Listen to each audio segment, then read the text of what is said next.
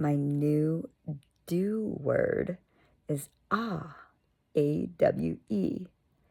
When you find your do word, you actually stop doing and you start being. So every year for a long time now, I've done the word of the year. I still do that. However, Tracee Stanley introduced me to a new process in which I find my do word. And this is what your soul is all about. I have had a thing with dying for a while. And it's a belief that I just recently broke through. And I do a lot of things because I think I'm going to die. If I don't do it, I'm going to die. Other people are going to die. And it's a belief. I don't know where it formed, but I don't need to know because I just know it's a belief that formed. And I've been in and out of the hospital for the last 4 years a lot. I always in the hospital do this process where if I'm dying, how would I live? Because everyone's going to die, but how are you going to choose to live? And I make a decision from that. And I didn't know that that was like the driving force for me. So it's a pro and a con because it helps me get into awareness and decide. However, some of those decisions were really based out of fear. So many of them were based out of fear. So last year was the first time I actually did this process Tracee's way, where she takes you to the last minute of when you are living, where what are you going to do? And so it's about a 5 to 10 minute process where she has you given your death sentence in a year. What would you immediately do and what would you not do? Takes it down to 6 months, takes it down to a month, takes it down to 2 weeks, a week, a day.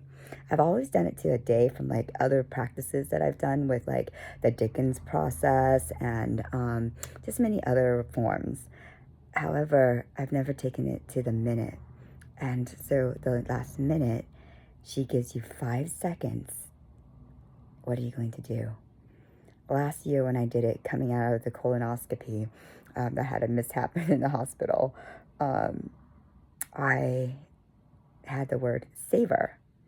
Savor every moment, being present, the bitterness and the sweetness, all the flavors. And so this last year was how I determined my day. How am I going to savor this day?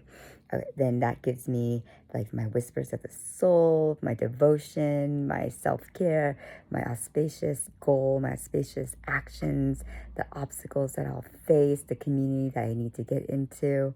And it helped me be a lot more and not be regimented on so many things and really flow with life. So I decided to do it again because I was in the emergency room for 4 days just recently. And so I was like, something's got to change. Something's not working. I'm going to take myself through this process again and really get to some truths. The path is not a happy path, to tell you the truth. The truth is real and the truth sets you free. And it's like this acceptance that's like really wonderful that some people may not feel like it.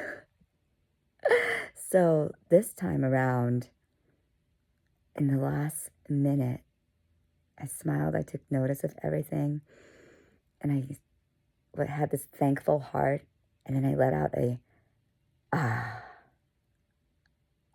A-W-E, where I felt fulfilled. I felt that I lived a full life, that I experienced it all. So my new word is ah.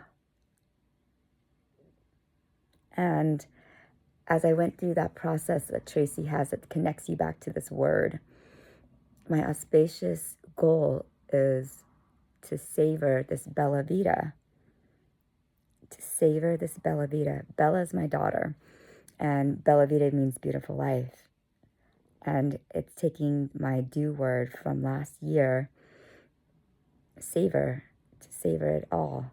And this way, at the end of my last breath, just letting go, being able to let go that this life was an impactful life. It was a full life. It was one that I chose to experience and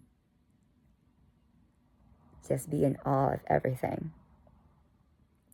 So I happened just to flow with this energy, and then things sync up. Another program that I'm on is called The Movement, and Erin had a workshop in which to evaluate 2024, and it's been a hard year, but she had us looking back at every single month that what brought us joy, what brought us joy. And so then I looked through my phone um, pictures, and I picked out one moment of everything where I was just in awe. Being with my daughter, being on vacation, some of the tough stuff, some of the good stuff, but like having peace and joy with it. And as I did that, I was like, you know what? It was really challenging. However, looking at this, I have evidence and I have proof that there's so much joy and happiness in my life and that I learned, and I'm in awe. And so all those pictures, I created new pictures from them in an app where I can save over and not hurt the first image. And I just put awe in each one of those. And I created a album so that I remember all the awe moments to anchor me in, to see the truth. Because your mind can look for the suffering and the blame and the guilt and the worry and the shame and all the validations, but it could also look for where it's all right instead of looking for where things are wrong, where you messed up, where it's your fault, where you could have been better, where you could have decided better, where you were stupid. There are no stupid decisions. You can always recalibrate. And the pain or whatever it is, it just means pause and inventory now. Take new inventory and be in awe of your life and appreciate who you are and just be content with it, where you're exactly where you're supposed to be, and you can decide again. And then it helps you cross that thankful bridge for that experience, and then you'll be in gratitude for why it happened, why it didn't happen, and then you can decide better and live authentically, having a life full of awe. So let's just take a deep breath. Everything's going to be okay. You're not going to die. Other people aren't going to die. No pets are going to die. And just let it go.